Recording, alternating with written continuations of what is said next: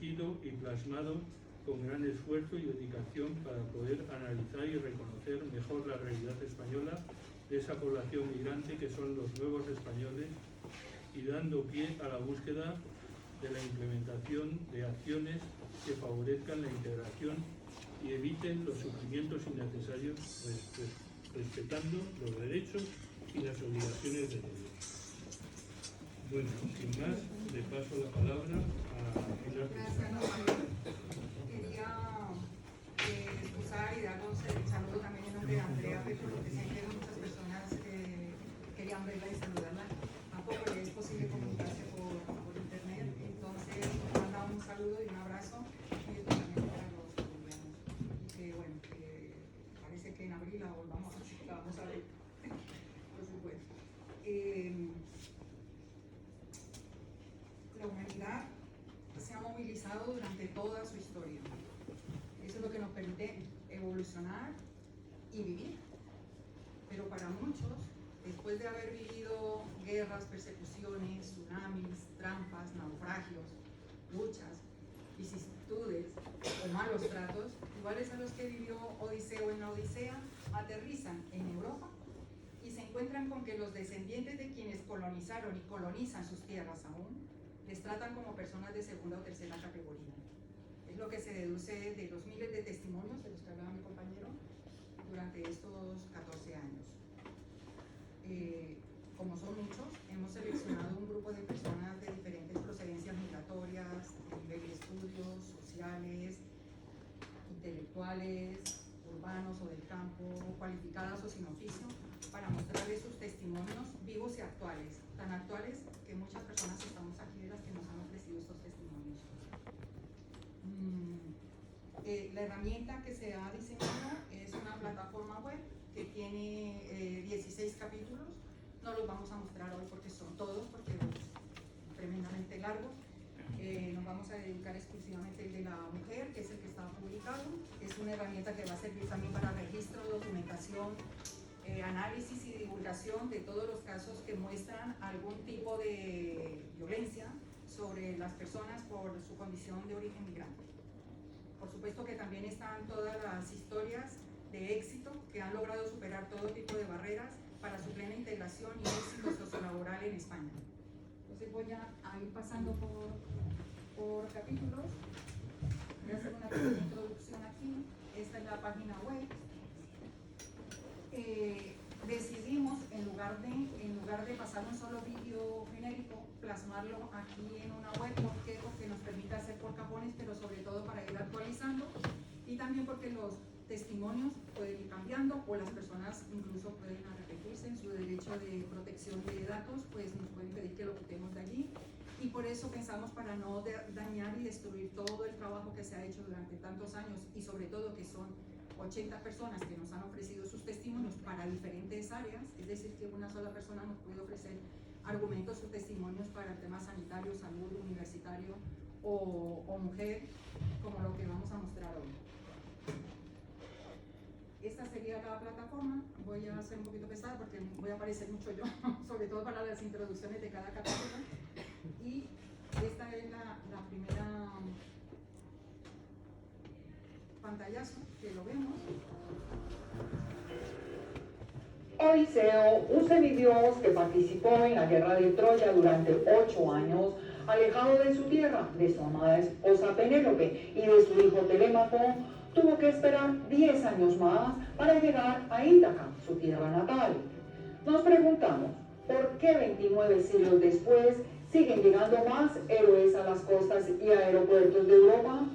En esta ocasión son humanos los que llegan con menos suerte que Odiseo, quien volvió a su tierra, recuperó a su amada, su hijo, su riqueza y su trono de rey. ¿Y qué ocasiona esto? Si se supone que por estar en el continente más antiguo del planeta, deberían ser ejemplo de civilización. Creemos que algunas respuestas están en su historia cargada de genocidios y a una cultura colonizadora. Recordemos, desde la época romana persiguieron y mataron a los judíos, seguida por las cruzadas contra los musulmanes para conquistar la Tierra Santa. Luego continúan los conflictos cuando los protestantes anglicanos exterminaron a católicos. En este mismo continente, los católicos exterminaron a los hugonotes por herejes, o cuando los pogromos siguieron matando a judíos. Luego los anglicanos contra puritanos y estos que huyeron a Norteamérica aniquilaron a los indígenas y por eso allí no existiera el mestizaje. Como si la historia de guerras y la esclavitud no fuera suficiente, hace muy poco el supremacismo, el nazismo, el fascismo o el apartheid. Y no muy lejos de aquí, en Madrid, vivimos aún la esclavitud, el racismo, la xenofobia. Discriminan a las personas porque vienen de otro país o porque sienten, creen y piensan diferente. Otro propósito que tenemos con estos vídeos es que esto vamos a divulgarlos no solamente por las redes sociales, sino que también ya tenemos todo un plan de divulgación, tanto en colegios, institutos, en ayuntamientos, para mostrarles esta otra realidad que es poco contada. Es verdad que sí que existen muchísimos estudios, libros, hay mucha literatura sobre el tema de la discriminación. De hecho, ahora nos habla la compañera sobre el síndrome del inmigrante, es psiquiatra científico que se ha dedicado a escribir de ese tema, de lo que afecta la discriminación a la salud mental de la migración. Decidimos porque, ¿qué es lo que pasa? Que los libros se quedan allí, todos los estudios se quedan, parece que se quedaran en los libros, ¿no? Letra, blanco y negro, está dicho, se publican los foros y tal, pero que además de eso, la inversión de miles de millones de euros que se invierten para supuestamente solucionar el sufrimiento de las personas que tienen los problemas de discriminación, pues no es eficaz, no llega a las bases, no llega porque sigue habiendo mucha discriminación, sigue habiendo odio, sigue habiendo racismo y muchas situaciones indeseables. Como dije, que por supuesto que también vamos a mostrar las historias de éxito y no todo el mundo, las luces y las sombras, todos los retos y las oportunidades que ofrece la migración en España. Que creemos que incluso por televisión, cuando muestran tantas cosas, tantas guerras, tantos problemas, que casi que lo vamos normalizando, ¿no? Lo vamos viendo ahí como parte del día a día. Entonces, la idea es atacar directamente y decirle a la gente a la cara, mostrarle ese rostro de la persona que realmente lo está pasando mal y decirle a la gente, mira, es que a mí me han hecho esto, es que a mí me está pasando esto y a lo mejor, pues, acercándonos junto con otras propuestas que tenemos para tratar de paliar un poco esta situación, por lo menos en el entorno cercano, ¿no? Y bueno, básicamente es esa parte. Ahora vamos a seguir con el capítulo, así vamos a pasar con el tema de mujer exclusivamente. Nos va a hablar Luz Estela Gómez.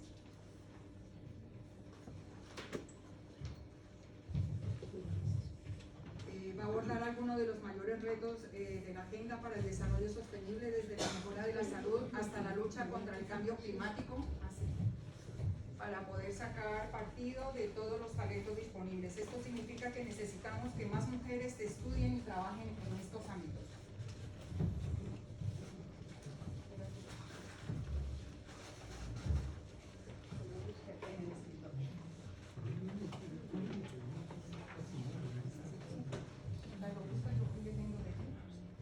Luz Estela Gómez es una...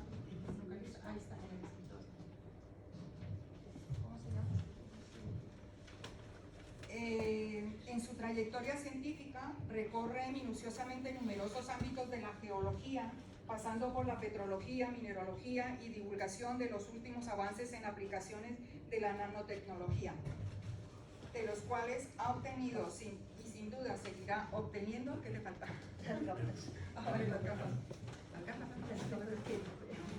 Obteniendo grandes éxitos con sus descubrimientos que hacen de ella una referente en el campo de la geología. Es una científica de origen colombiano, estudió en la Universidad Nacional de Colombia y ejerció como investigadora en el Instituto de Investigaciones en Geociencias, Minería y Química de Colombia, investigadora científica del Consejo Superior de Investigaciones Científicas, experta en petrología y mineralogía, doctora en Ciencias de Ingeniería de Materiales. Además, es especialista en nanoprevención y nanotoxicidad, síntesis síntesis de nanomateriales multifuncionales y petrología aplicada al patrimonio. El pasado 11 de febrero celebramos el Día Internacional de la Mujer y la Niña en la ciencia.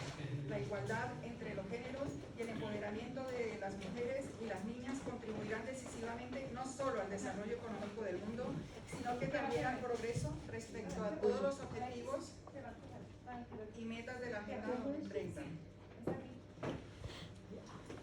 Hoy queremos recordar que las mujeres y las niñas desempeñan un papel decisivo en las comunidades científicas y tecnológicas y de que debe reforzarse su participación.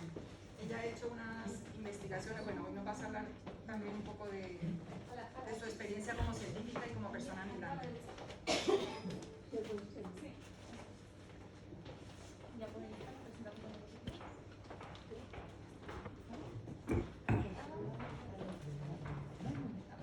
Muchísimas gracias a Pilar y a Rafael y a todo el equipo organizador de este evento. Para mí es un honor poder participar en este asunto tan importante para todos los que somos inmigrantes, para que veamos la realidad de lo que hemos estado viviendo en este tiempo. Yo llevo aquí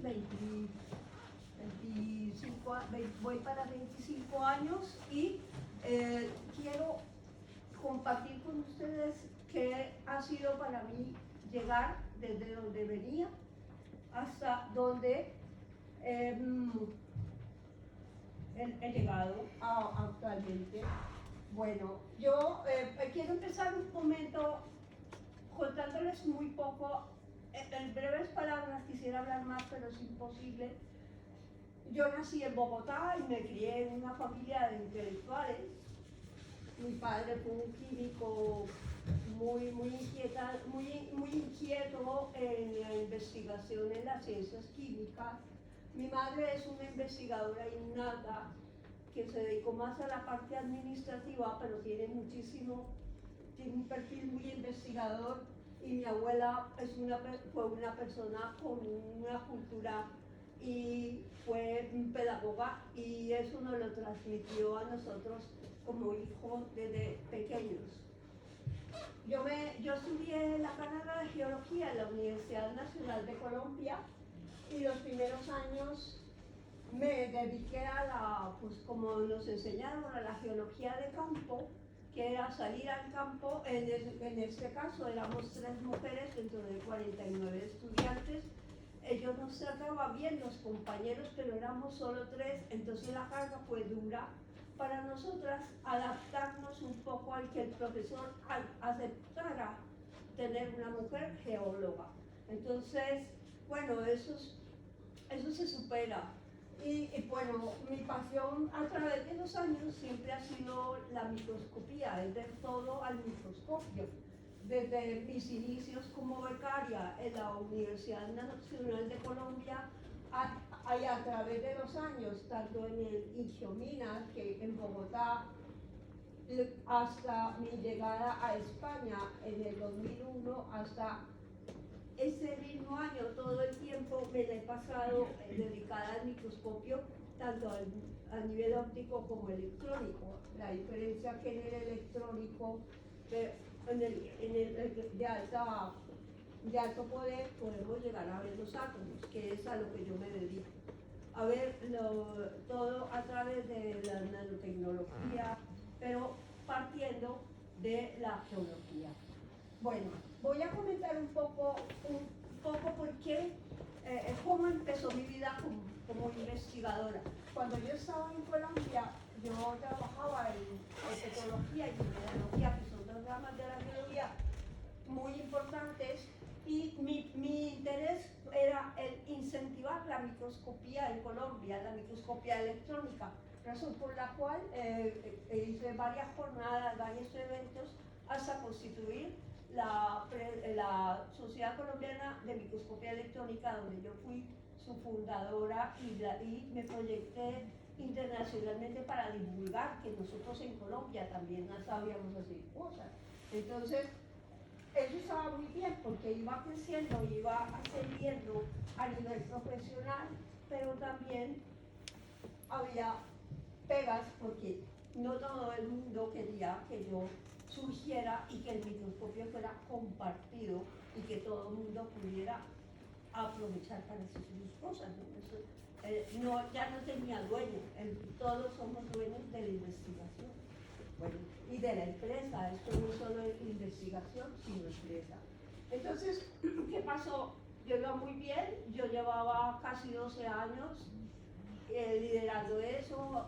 No niego que yo tuve una etapa dura de geología de campo donde tuve que resistirme al machismo de geóloga de campo entre hombres, pero en el febrero del 2001 llegó a haber un problema en Colombia. Tuve dos situaciones. La primera fue la inseguridad, los secuestros, la inseguridad, todo eso, más la situación familiar. La situación familiar era complicada porque mi esposo, geólogo también, compañero mío que está aquí, compañero mío de la Universidad Nacional de Colombia, trabajaba en las petroleras, se quedaban en África y los viajes eran muy largos y la familia no permanecía unida. Entonces yo necesitaba un puente para que el viaje no fuera tan largo, para que tuviéramos más tiempo de estar juntos. Y fue cuando se presentó una oportunidad en muy pocos días, fueron 20 días, de presentarme a una beca. Había una convocatoria, yo presenté los papeles y me aceptaron a la beca para trabajar en la Universidad Carlos III de Madrid. Para mí eso fue pues un sueño que era, bueno, voy a hacer el doctorado, voy a aprender muchas más cosas que yo quiero. Y realmente pues yo creí que todo era feliz, que todo iba a ser éxito, que todo iba a salir perfectamente, pero primero llegamos a la universidad, era una universidad preciosa, es una universidad con altísimos equipos de alta calidad y nuevos, y yo decía, qué sitio tan hermoso. Pero detrás de esas paredes también se esconde sufrimiento, se esconde estrés, muchísimas cosas que dentro de la universidad suceden, más cuando somos inmigrantes todavía más. Bueno, uno de los principales problemas en el que yo viví los primeros años, y como vosotros tenéis el mismo problema, es el problema de los papeles. Tenemos que estar legales, tenemos que tener arreglado nuestro problema de lo que es vivienda, educación, salud y dinero. En corto tiempo, porque daban muy poco tiempo, dan poco tiempo para realizar las cosas. Entonces, había que pensar en eso. Y sí, el primer rechazo fue que nadie me quería alquilar, porque simplemente al sentir el acento decían, no, gracias, te estaba alquilado, o no le interesa. Bueno, varios rechazos, discriminaciones, humillaciones cuando solicitaba los papeles, todo por estrés. Eso me causó estrés para mí y para mis hijos. Mis hijos, eso fue un asunto, al final logramos los papeles, el jefe no entendía, era un jefe que no entendía por qué yo tenía que hacer esas cosas, entonces el problema ya era más complicado, porque si no entienden eso, pues nada. Y lo mismo en el colegio de mi hija, una estudiante brillante, la niña apenas sobresalía mucho y apenas le preguntaron a ella que dijera cuáles eran los estudiantes extranjeros, ella no era mayoría. Y ahí empezó el calvario para ella, porque le empezaron a llorar, a rechazar, y eso nos dolió mucho. Entonces, pues, hacer ella al final sobresale y no le importa de esas cosas. Ya entre el 2001 y el 2008, mientras estuve trabajando de becaria y en mis ratos libres por las noches hacía mi beca, tenía no solo la beca como becaria para hacer actividades de investigación, sino también el doctorado. Tuve limitaciones sobre todo en la conciliación familiar y laboral, ¿no? Ser extranjera, ser madre con 2 hijos a cargo, dedicarle tiempo a los hijos, su salud, los deberes, las actividades extraescolares y la presión del jefe. Entregué resultados porque no hizo esto. Todo eso influyó muchísimo en los primeros años de vida, aquí en España, entre el 2001 y el 2004. Cambié al departamento de ciencia de materiales, de ambiente más acogedor, fue maravilloso y puedo decir que todo cambió. Dentro de ellos voy a poner una anécdota que me pareció muy simpática. Cuando ya estoy adelantada de mi doctorado, me encuentro con la inauguración del acto académico, de la ceremonia del acto académico. Me invitan a mí, aunque fui la becaria, y tuve la ocasión de charlar directamente con la reina Sofía, quien fue muy amable y dijo: ah, extranjera y está estudiando nanotecnología, ¿por cuánto tiempo va a estar? Le dije: no lo sé. Fue mi respuesta porque no lo sabía. Ella fue muy amable y respetuosa. Eso fue el jueves 28 de septiembre, y el martes siguiente teníamos renovación de papeles. Y la bola era pesada, llovía, mi niña con fiebre, y el trato fue vejatorio por parte del coordinador de la entrada de los inmigrantes. Me dijo: ¿usted qué hace aquí? ¿Por qué no se va del país? ¿Por qué no es que sí? Y directamente me fue echando, y yo pues nada, yo callada. Esos fueron uno de los contrastes más fuertes que yo tuve, porque pues sí, en la calle también, váyase para su país, apenas sienten el acento.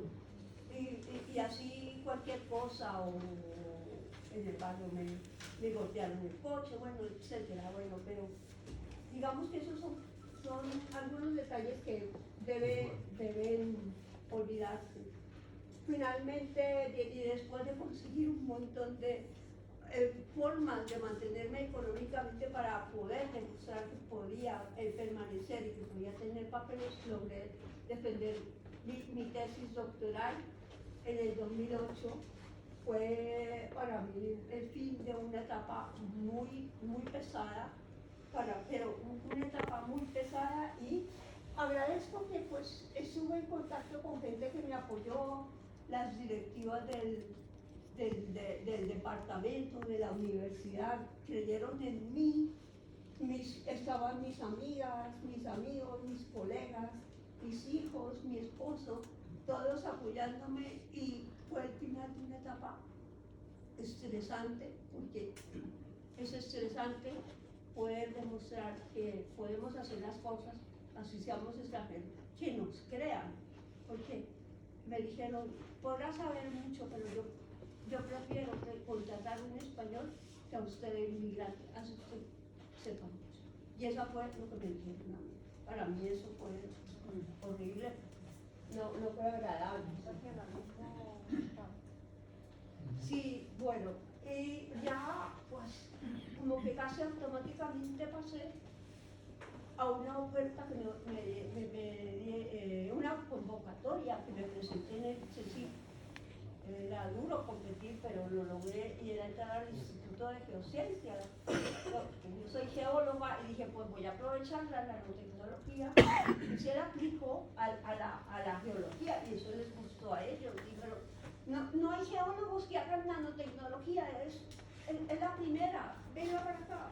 Entonces, bueno, yo, pues claro, el grupo era un grupo muy especial que se dedica a proteger el patrimonio, a proteger todo el patrimonio histórico, que por ejemplo, los monumentos de Toledo,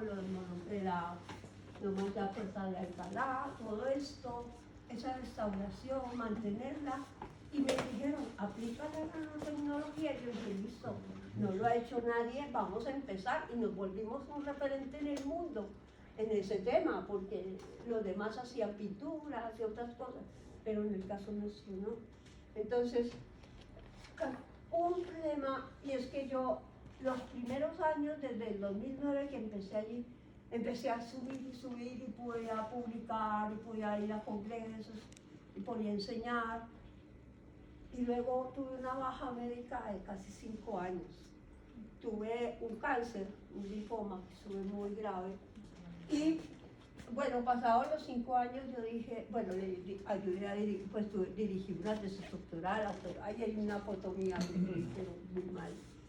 Salimos en la tele y todo. Y llegó la época en que yo dije, no, yo tengo que aprovechar para aprender realmente qué fue lo que me pasó a mí. Fue cuando me puse a estudiar una especialización en nanotoxicidad.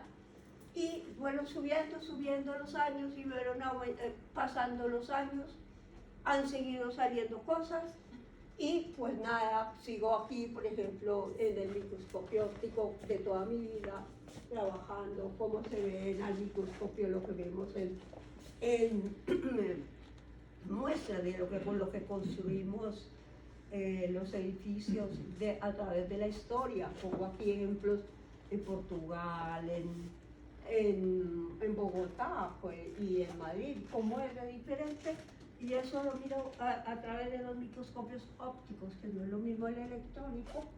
Aquí una emisión en el Museo Nacional de Bogotá, la contaminación por los coches, como la tienen. Y bueno, ¿cuál es el principio de la nanotecnología? ¿Por qué estoy metida yo en eso? ¿Por qué? Vosotros de pronto no lo conocéis, pero la nanotecnología está invadida, nos tiene invadidos en los móviles, en la tele, en los equipos de diagnóstico clínico, en los cosméticos, en todo eso. Estuvo invadida hasta que pasó lo que os voy a decir después. ¿Por qué? Porque resulta que las partículas nanométricas son muchísimo más pequeñas que una célula. Y al ser una célula tiene entre 1 y 10 micras. Y una millonésima parte de 1 milímetro es un nanómetro. Y eso es lo que realmente podemos aprovechar para hacer para los móviles, para el internet, para todas las fibras de comunicaciones, etc. De ahí he sacado publicaciones que tengo unas en español, pues si alguno de vosotros quiere curiosidad. Eso lo tengo también en español, no sé en inglés. Paso de eso de la Copa de Licurgo, que es del siglo IV antes de Cristo, ya tenía la nanotecnología y cómo se ve de diferente según el tamaño de los cristales o la composición.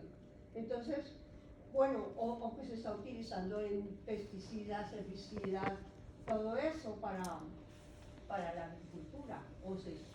Ahora os sigo comentando. En un principio se utilizaba, y hay que seguir teniendo cuidado, nanopartículas de óxido de titanio y óxido de zinc para la protección del sol, y eso pues tiene efectos secundarios y puede interactuar con el sistema inmunológico. Entonces, ¿cómo se ven las nanopartículas? Nanopartículas pueden ser de esa forma, como fibras o como esferas o subesféricas, son muy pequeñas y dependiendo de eso, pues son efectivas o no, y también pueden tener toxicidad. Entonces, por ejemplo, un caso muy delicado, pues, últimamente usamos los nanotubos de carbono para todo. Todo tiene nanotubos de carbono, pero el nanotubo de carbono puede tener la misma forma del ADN y llegar el organismo a engañarse a sí mismo, imagínense. Entonces la cantidad de gente que hay de la generación mía, de la generación que comenzó en 2001, desarrollaron cáncer, ¿ya? Y hoy en día sí siguen por el problema. Aquí, por ejemplo, para diagnóstico.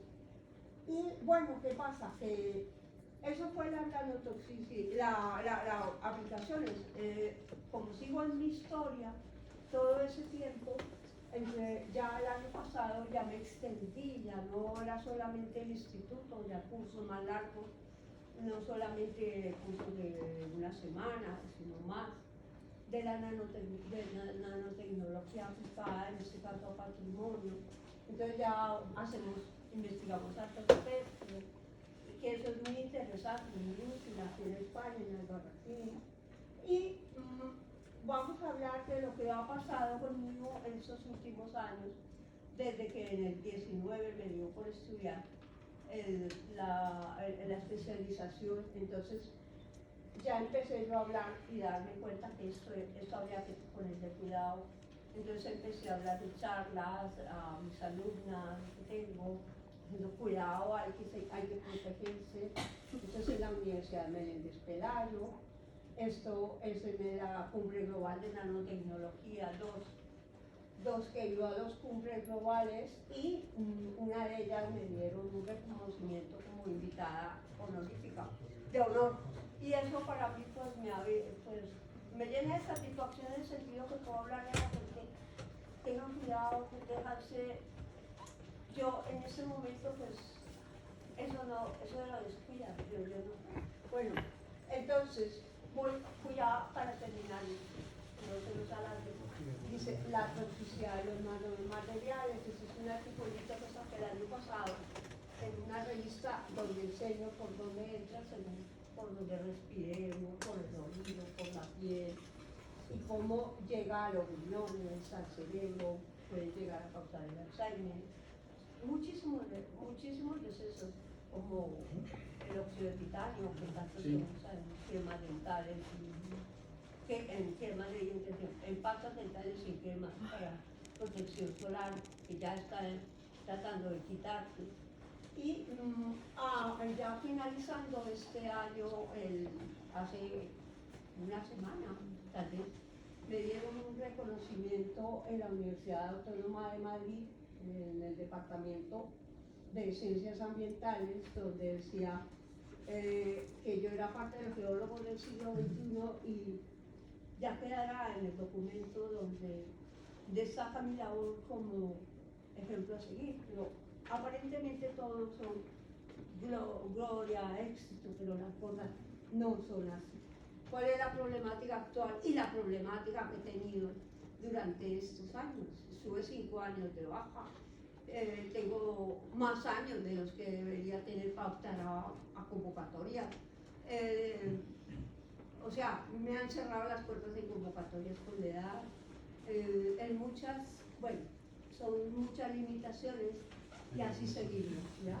¿Cuál es el problema? Que no hay presupuesto para contratación, que las convocatorias tardan en salir y el proceso es muy lento. Entonces, esos ires y venires, todo eso no es bueno.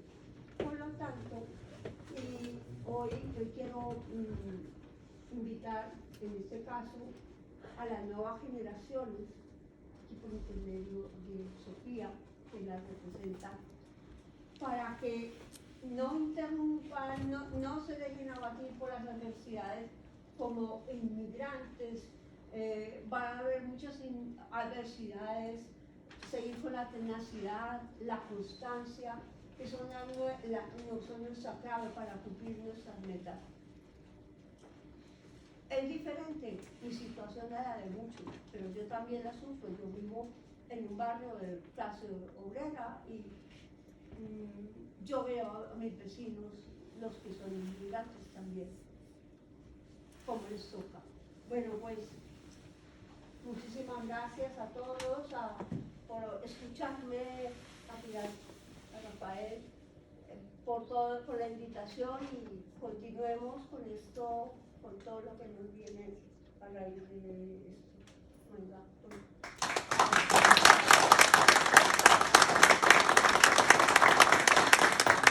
Nuestra Marie Curie colombiana en España. Sigue Sofía, es una niña muy estudiosa, hace su 5º grado de primaria, de origen colombiano, vino a España hace casi 2 años, y el próximo 8 de marzo cumple años. Nos ha colaborado con el documental mucho, también tiene su parte, pero no lo va a decir hoy presencialmente. Vale. Primero que todo, gracias. Más fuerte.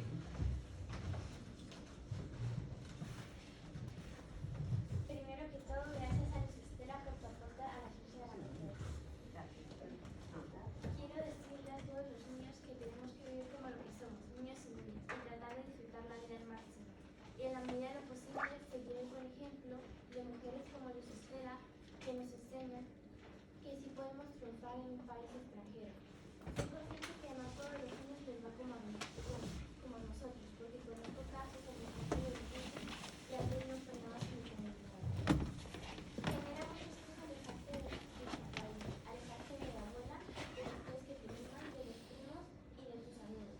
Luego llegar a un nuevo país en el que nos podemos encontrar con que compañeros en el colegio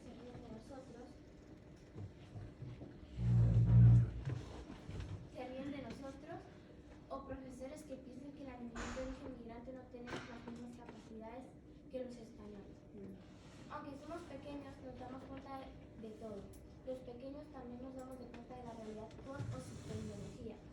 Conocemos, por ejemplo, la mala publicidad que reciben los niños no acompañados o del desconocimiento del síndrome de la resignación. Como todos los niños del mundo aprendemos rápido cuando tenemos buenos estímulos y padres ejemplares o un buen referente, quiero decirles que nosotros podemos coger lo mejor de las dos culturas y eso es un gran aporte a la sociedad. Creo que la niñez de origen migrante somos el futuro de España.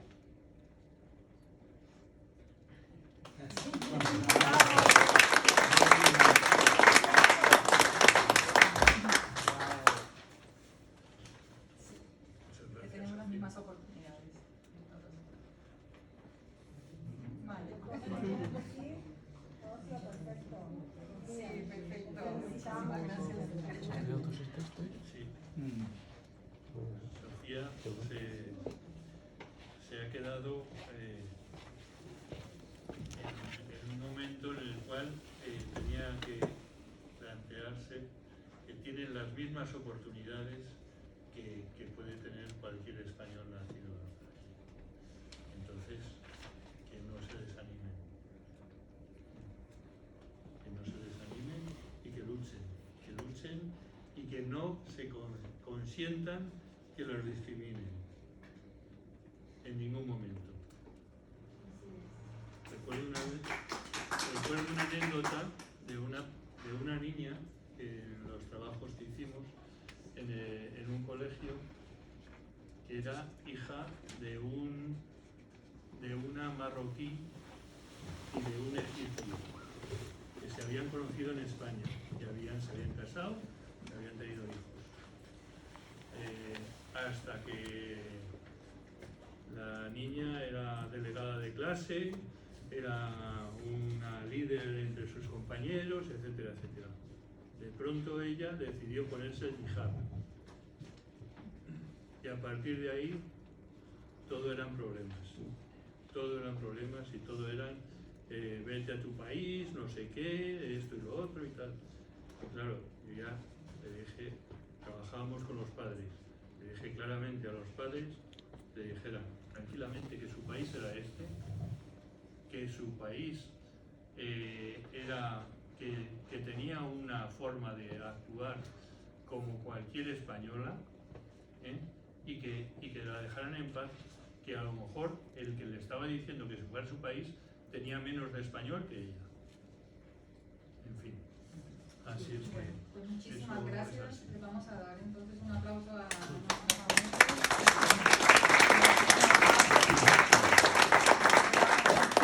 las luces y las sombras, o sea, porque el cerebro humano, por un instinto de conservación, también solemos almacenar y guardar y sacar todo lo positivo, ver solamente lo positivo, hablar exclusivamente de lo positivo, porque entre otras cosas nos permite seguir adelante, ¿no? No nos podemos quedar en las cosas negativas, pero ocultar tanto las sombras, hace que no se vean, que no se analicen o que no se ataquen de frente, y esa es la propuesta que tenemos con la Odisea. Por eso le llamamos la Odisea, porque es hacer una similitud con todo lo que vivió Odiseo, y esa es una parte que les quiero contar. Entonces voy a pasar unos siguientes capítulos de lo que es la mujer. Voy a ser muy breve porque como de todas formas los estamos contando aquí y luego el tiempo se nos viene encima porque nos quedan las otras compañeras. Y se trata de hacer un juego entre, en la plataforma me refiero, entre lo que vivió Odiseo, lo que escribió Homero hace 29 siglos, cómo se asemeja, cómo se refleja aún en la actualidad. sigue vigente. Y eso es lo que se muestra ahora. Entonces, bueno, pues nada, muchísimas gracias. Y vamos a hablar con...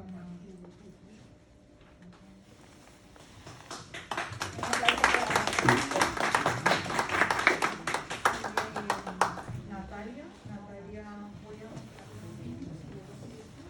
Nos sentamos aquí, Natalia y Marta.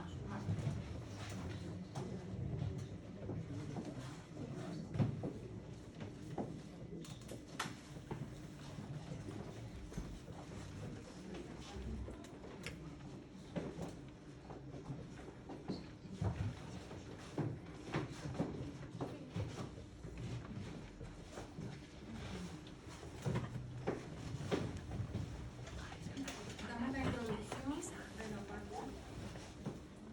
¿Qué más?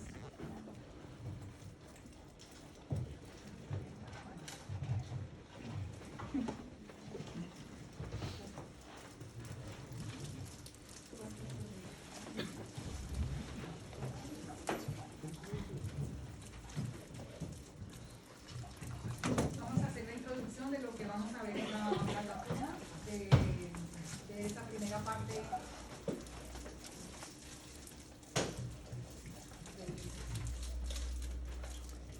Entre cantos y razones.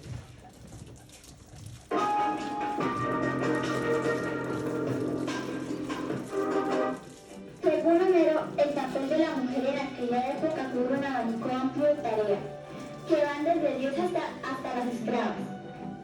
Penélope es la esposa de Odiseo, a quien describe como la esposa fiel, que pierde la esperanza de volver a ver con vida a Odiseo.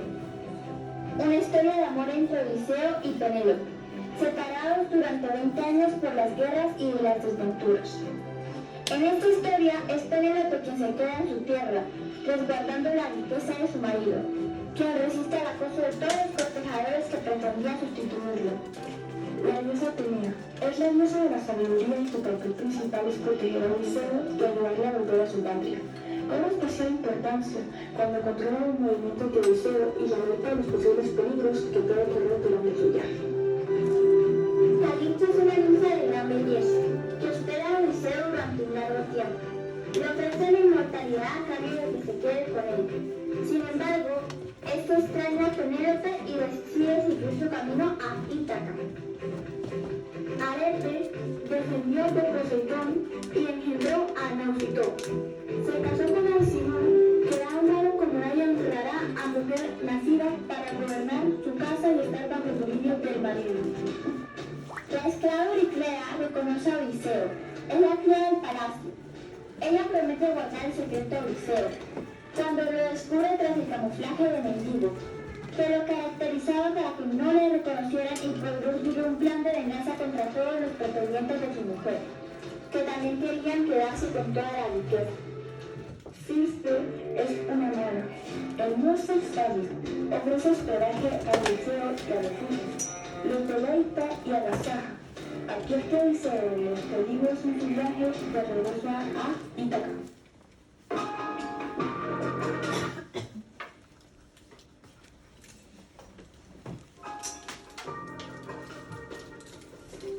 La mayor parte de las mujeres de origen migrante han tenido una formación superior en su país de origen y se ven obligadas a ejercer en puestos de trabajo de inferior cualificación, precarizándolas y aumentando su vulnerabilidad. Nuestra propuesta es trabajar por el empoderamiento de ellas, visibilizando su aporte al estado del bienestar, sensibilizando a la población en general, en colegios, empresas, centros de salud, para que se reconozca su valía acorde con sus competencias profesionales y sean bien tratadas en todos los ámbitos sociales y laborales.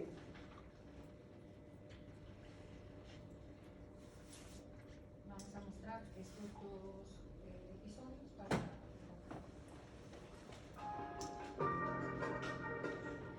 Euriclea es una esclava que trabaja como criada en el palacio, quien descubre la verdadera identidad del mendigo cuando lo ayuda a lavarse los pies y reconoce una de sus cicatrices. En contraste con la realidad, pues tenemos uno testimonios. De trabajar en casa y aunque no me lo pasé bien, pero no había de otra, había que aguantarse muchas cosas, el encierro, el no tener días libres como debía de ser, con un sueldo que no debía de ser para el tiempo que se trabajaba, las horas que se hacían y todo el trabajo que tocaba hacer, pues no era bien pagado.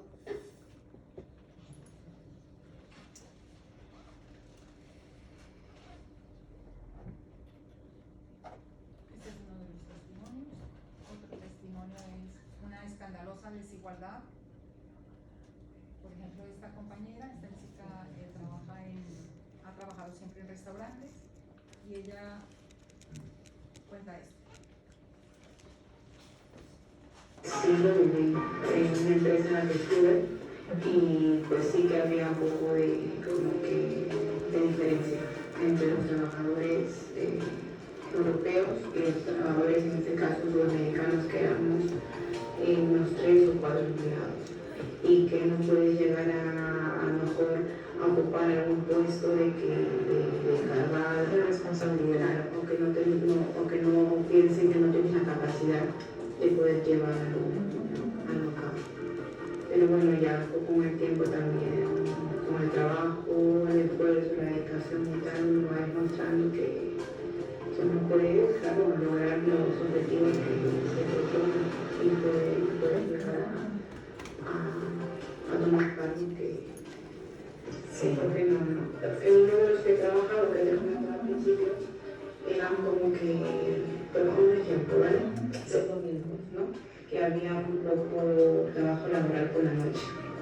Por los domingos, pues por ejemplo, a los que eran los americanos, pues mira, hay que limpiar aquí, hay que limpiar allá, tal. Y a los que no, que eran europeos, o sea, que eran camareros igual que nosotros, o sea, se quedaban así como que, bueno, que lo hagan ellos. Los testimonios pues son muestras representativas porque en lo que es en el informe, que lo vamos a presentar en abril, de cifras y datos y concretamente cuáles son el número de personas que les afectan, que se va a mostrar en otro momento. Ahora son solamente esos testimonios de una persona que representa miles de otras personas que trabajan en restauración.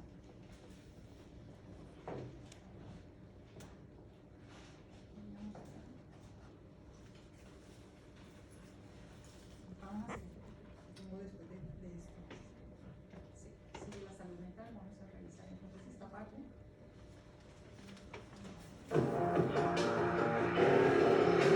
Entre tanto, 4 siervas faenaban en el palacio, las que tienen como asistentas en su morada.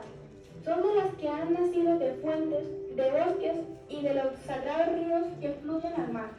Una colocaba sobre los sillones cobertores hermosos y alfombras debajo, otra extendía mesas de plata ante los sillones y sobre ella colocaba canastillas de oro.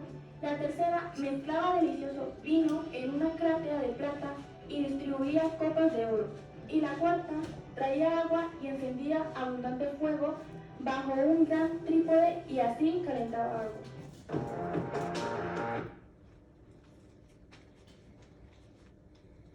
Este es uno de los testimonios más escandalosos, que también lo cuenta una compañera.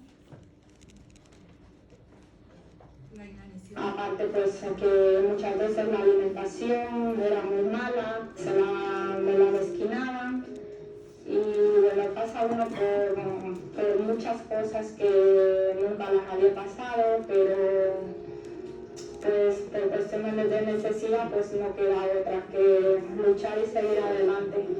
Pues comencé a sentirme con dolor de cabeza, mareada, empecé a sentirme realmente mal, que pensaba que tenía otra enfermedad, pues decía yo que me está pasando, pensé que estaba desarrollando alguna otra enfermedad, pero luego me fui dando cuenta pues que eran los niveles de azúcar que se me bajaban al no consumir la alimentación adecuada para mí, porque prácticamente consumía la alimentación de una persona que estaba con una dieta estricta porque estaba operada del corazón, y lo mismo que consumía ella, pues era lo que consumía yo, prácticamente casi nada.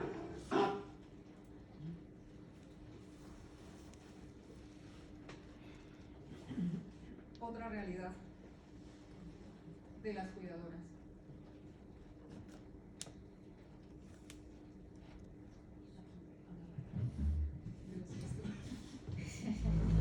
Pues muchísimas gracias, les doy gracias a todos por permitirme pues estar aquí y contar pues una experiencia que he vivido como trabajadora del cuidado de personas mayores. Pues a mí hace muchísimo tiempo trabajé con una pareja donde el señor pues maltrataba muchísimas veces a su pareja. Y bueno, hubieron unas ocasiones pues que también pues tuve agresiones por parte de, pues, propiamente de mi jefe. En una ocasión estaba en una escalera colocando una cortina, llegó y pues me forzó y por poco caigo de la escalera y me dio como tanta,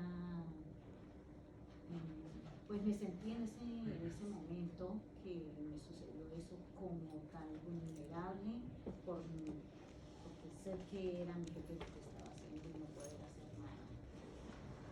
Entonces, pues lo que me dio mucha tristeza en ese momento, y bueno, pues decidí pues buscar la forma de conseguirme la oportunidad de trabajar en otro lugar y salirme de ahí, pues porque sin que quede mal por la agresión que me hizo pues físicamente, ¿no? Entonces, pues yo quisiera con esta vivencia que me ha sucedido a mí, pues que no solamente a mí me ha pasado, sino que le ha pasado a muchas mujeres, y también les ha pasado a unas compañeras mías. Entonces yo quisiera que hubiera esa forma de tener esa comunicación para que no suceda en el ámbito del trabajo estas situaciones, porque se puede decir se está vulnerando los derechos como empleada de cuidadora de personas mayores. Muchísimas gracias.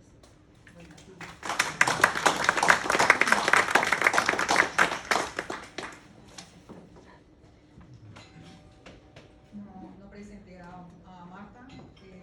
Ella estudió secundaria, creció en el seno de una familia caficultora y trabajó desde niña en la agricultura en el Huila, Colombia, o sea que es paisana, de donde es originaria. En España ha llegado hace 18 años y ha trabajado como cuidadora de personas y en hostelería.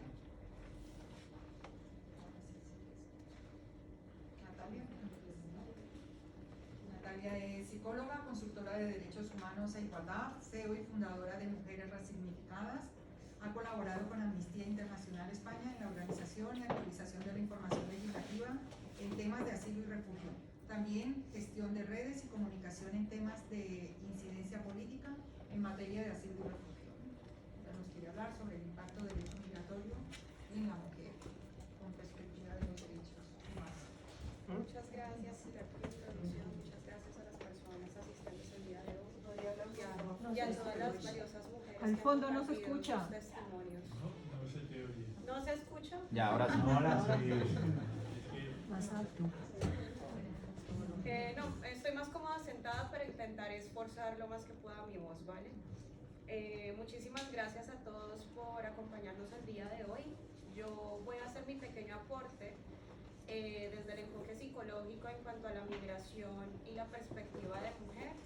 Voy a hablar un poco acerca de la migración en general, acerca de trata y violencia vicaria y las diferentes formas de violencia de género a modo muy general, como mi experiencia como psicóloga, desde un enfoque más teórico, dando más que todo luz como a las sombras de este espectro, por así decirlo, de los riesgos que tienen las mujeres migrantes en el proceso de migrar y de los posibles obstáculos y cuáles son esos focos de atención en los que tenemos que poner especial atención para que esto no se siga dando. Entonces, la migración es un acontecimiento vital subjetivo. La migración constituye una de las experiencias vitales que moviliza más cambios. Los elementos que precipitan la decisión de migrar son sobrevenidas por una crisis colectiva, puede ser cuestiones como crisis económicas o sociales dentro del país de origen, como también conflictos armados o de circunstancias personales, por reunificación familiar o familias fragmentadas. Y se pueden presentar estos ambos elementos de forma simultánea. Es aquí cuando la migración adquiere un valor potencial traumático, sustentado por acontecimientos concretos que conforman una situación de crisis. El proceso migratorio lleva a una persona inscrita en una cultura a otro destino cultural. Esto genera una transculturización, implica otras pautas, medios y métodos de comunicación. Los cambios son la movilidad vertical y horizontal. Esto quiere decir que se dan elementos socioeconómicos culturales que cambian y también el sentido geográfico. Para determinar una migración se precisa diferenciar entre lo que se necesita y lo que se rechaza, además de aceptar el duelo que conlleva pérdidas varias. Se precipitarán sentimientos de nostalgia y deseo de acceder a logros, lo cual implica admitir la capacidad de alcanzarlos bajo la disposición de nuevas pautas culturales y hasta lingüísticas. En este caso, pues no son lingüísticas, pero sí es verdad que hay otras barreras en las formas de expresarse. La resolución del proceso migratorio va a estar vinculado a los recursos subjetivos de las personas, desde la capacidad de abordar la soledad, pasando por el abordaje de las separaciones o afrontamiento de pérdidas, así como el reconocimiento de la realidad y sus capacidades de inventar nuevos intereses y vínculos. La separación de los seres queridos siempre es difícil porque también conlleva una fragmentación. Y aquí es cuando hablamos del duelo migratorio o del síndrome de Ulises, como lo figura el psiquiatra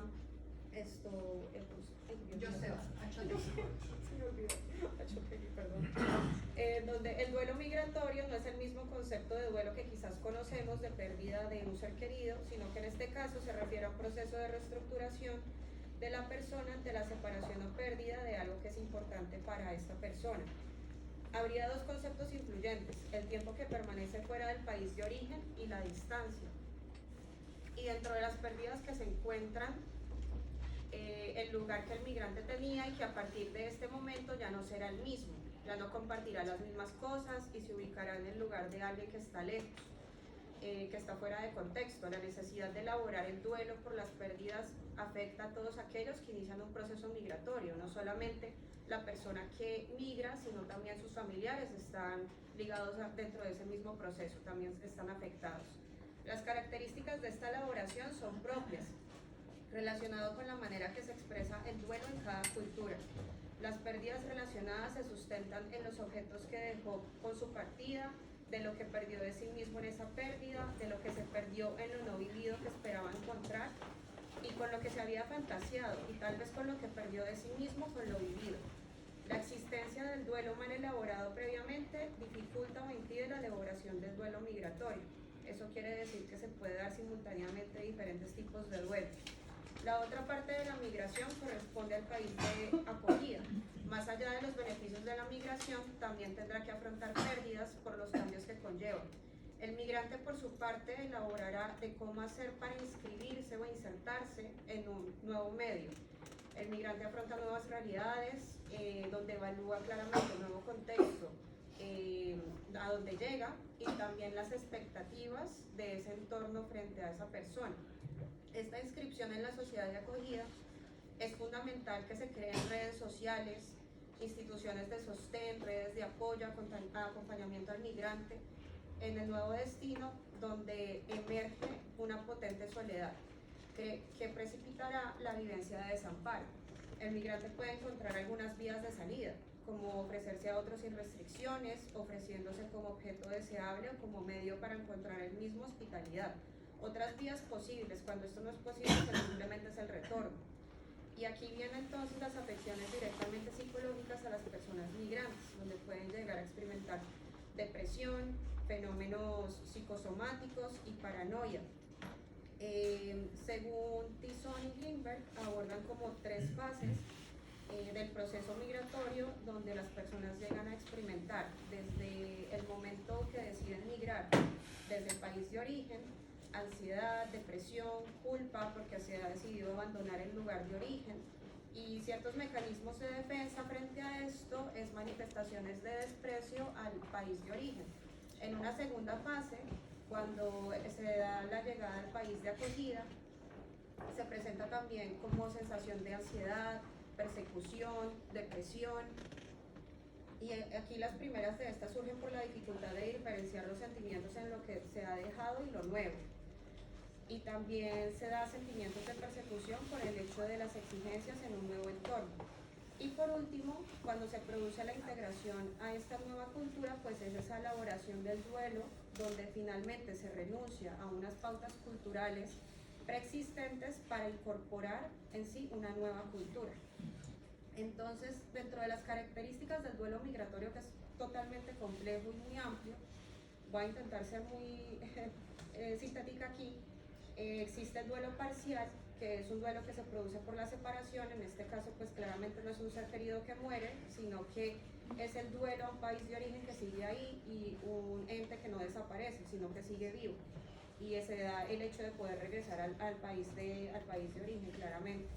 El duelo recurrente y de larga duración, que es cuando se puede tener contacto con el país de origen por medio de llamadas, periodos vacacionales, pero sigue el estímulo que genera el duelo, que es ese contacto permanente. Entonces el cerebro no alcanza a diferenciar, digamos, ese proceso de fragmentación.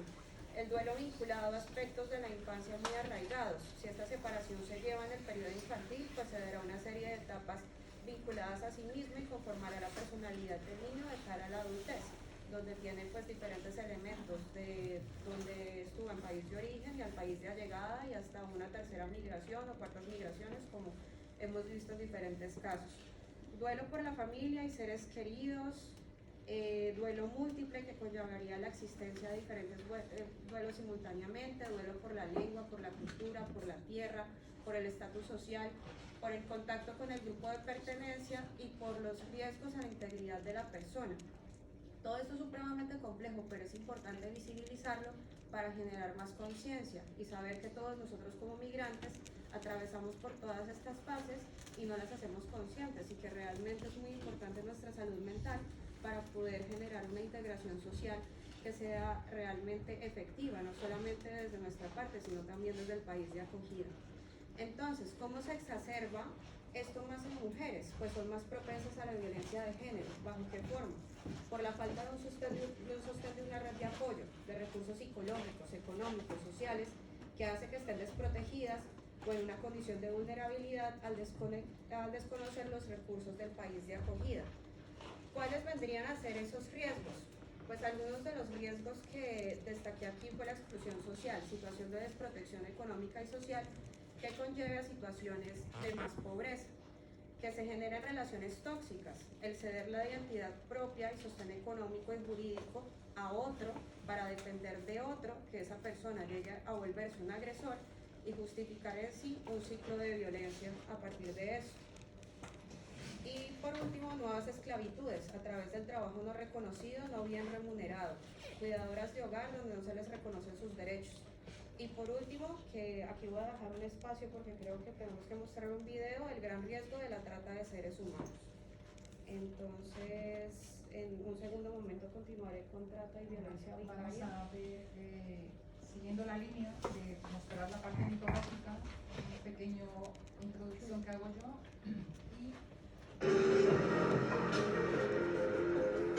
Prudente Euriclea, Telémaco ordena que cierres bien las puertas del Mégalo y que hacia alguna de las siervas oye gemidos o golpes de hombre dentro de nuestras paredes, que no acuda a la puerta, que se quede en silencio junto a su labor. Está en bucle, por eso se repite. Más de 29 siglos y las circunstancias siguen iguales para las cuidadoras, quienes soportan varios tipos de violencia, al igual que miembros de la familia. Ellas, en muchos casos, se convierten en un escudo humano, cuando reciben a partes iguales la violencia física y psicológica del maltratador o maltratadora de género o violencia intrafamiliar. Como explicaba ahora, tenemos muchísimos testimonios, pero Marta, sabes, no es fácil que la gente se ponga ante una cámara a contarnos sus historias y que autoricen publicarlas. Y hoy por eso estamos muy agradecidos porque Marta le pone cara a esa realidad. ¿Lo cuentas o lo pongo? No, yo lo cuento. Yo lo cuento. No me escuchan. Bueno, hablo más entonces. Bueno,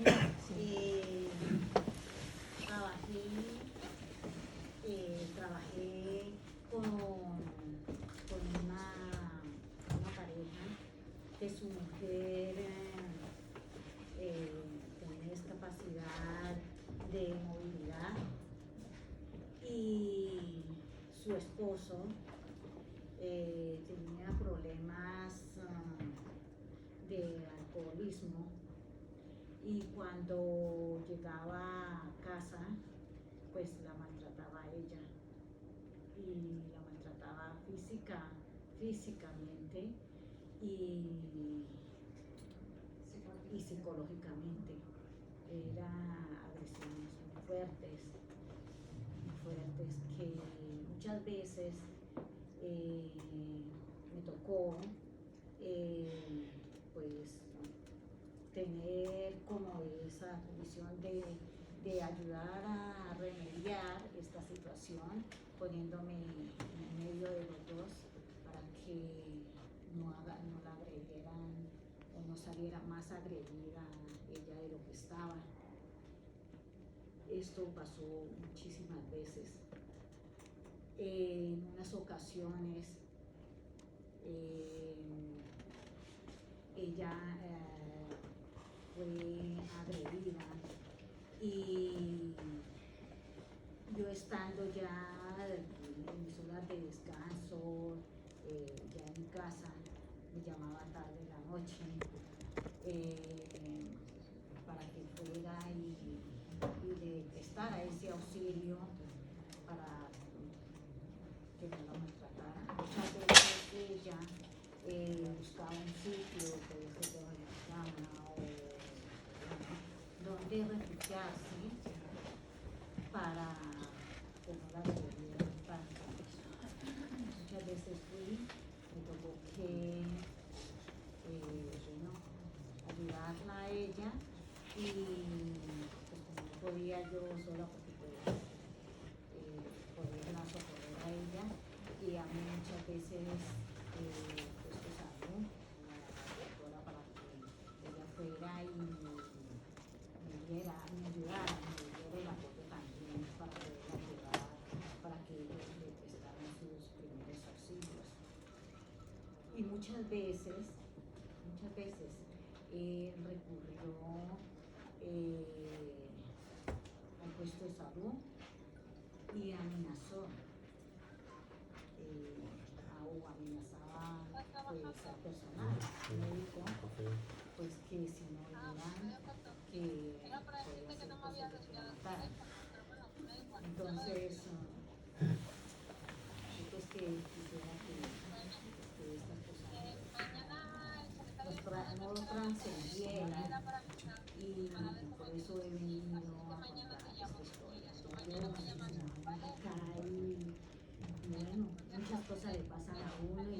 experiencias que se viven, y esta es una más también de lo que he estado aquí.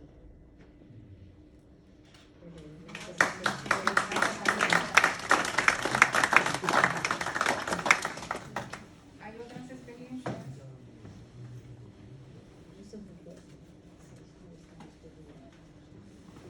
La violencia vicaria. Vamos a pasar otro.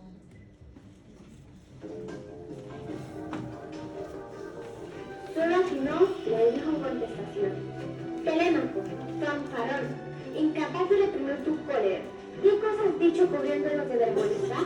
Desearías cubrirnos de baldón. Sabes que los culpables no son los pretendientes de entre los aqueos, sino tu madre, que sabe muy bien de astucias. Pues ya este es el tercer año, y con rapidez se acerca el cuarto, desde que aflige el corazón en el pecho de los aqueos. A todos da esperanzas y hace promesas a cada pretendiente enviándole recados, pero su imaginación maquina otras cosas. Esto muestra de que Telémaco pues también estaba siendo influenciado y le echaban la culpa a la madre de que era la que provocaba que los hombres la asediaran, porque como Odiseo no estaba allí en la Odisea tratando de llegar a Ítaca, pues pasaba, ¿no? Y por eso le dicen a Telémaco, y dicen, no, es tu madre la que hace las cosas, la que provoca. O sea, 29 siglos después es lo que contamos, ¿no? La violencia vicaria es que lo que nos vas a hablar también en Natalia, sobre la influencia negativa que tienen los padres para manipular los sentimientos, pensamientos, comportamientos de los hijos en contra de la madre. Y eso lo vivimos nosotros, aquí lo llamamos en el documental, que luego no vamos a extenderlo más que nada por tiempo, porque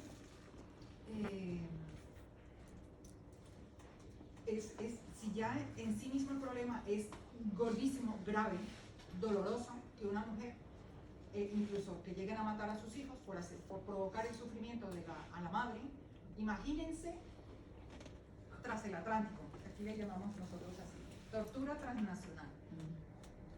Que es que aquí es horroroso, pero tú en algún momento puedes acceder al hijo, cogerlo, traerlo y evitar que le manipule sus sentimientos y sus pensamientos con relación a la madre. Imaginaros a nivel transnacional cuando su hijo está allí y el padre manipulador está ya haciendo eso. Pues lo hemos vivido muchísimas mamás. Entonces, esa es una situación que no voy a poner esto, vamos a dar por máquina por tiempo.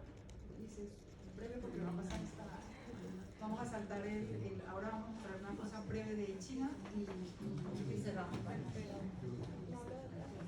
No. Vale, para finalizar, quería hablar acerca de que la violencia vicaria es un tipo de violencia de género, es un tipo de violencia machista, con la cual los hijos o hijas de mujeres víctimas de violencia de género son instrumentalizados. Se convierten en un objeto para maltratar y ocasionar dolor a sus madres. Aquí en España existe la Ley Orgánica 2004 de Medidas de Protección Integral contra la Violencia de Género, donde recoge que no solo la mujer es víctima de este tipo de violencia, sino también los hijos se vuelven víctimas directas de este tipo de violencia. Y también se acuña que es una violencia desplazada, porque es el mismo hecho de que los hijos se vuelven víctimas de hecho. ¿Cuáles son algunos ejemplos de tipos de violencia vicaria? Amenazas de llevarse a los niños y niñas, quitarles la custodia o incluso asesinarlos, aprovechar la presencia de los hijos e hijas para insultar a la madre, hablar mal de ella, humillarla, amenazarla, interrumpir los tratamientos médicos o farmacológicos de los niños si han de estar en tratamiento, utilizar los momentos de régimen de visitas para inventarse información dolorosa acerca de los hijos o de la madre o la ausencia de información durante estos días. Entonces, aquí súper breve, la violencia de género es un acto de violencia que se ejerce sobre las mujeres por el simple hecho de serlo y que pueda causar un daño, un sufrimiento físico, sexual, psicológico, incluido amenazas, la coerción, privar arbitrariamente de la libertad, tanto si estos actos o amenazas se producen en la esfera privada o pública. Por tanto, la violencia contra las mujeres se ejerce de diferentes formas, es estructural, interseccional y la violencia vicaria es una de estas formas. Entonces, bueno, aquí ya termino mi intervención. Muchísimas gracias a ustedes.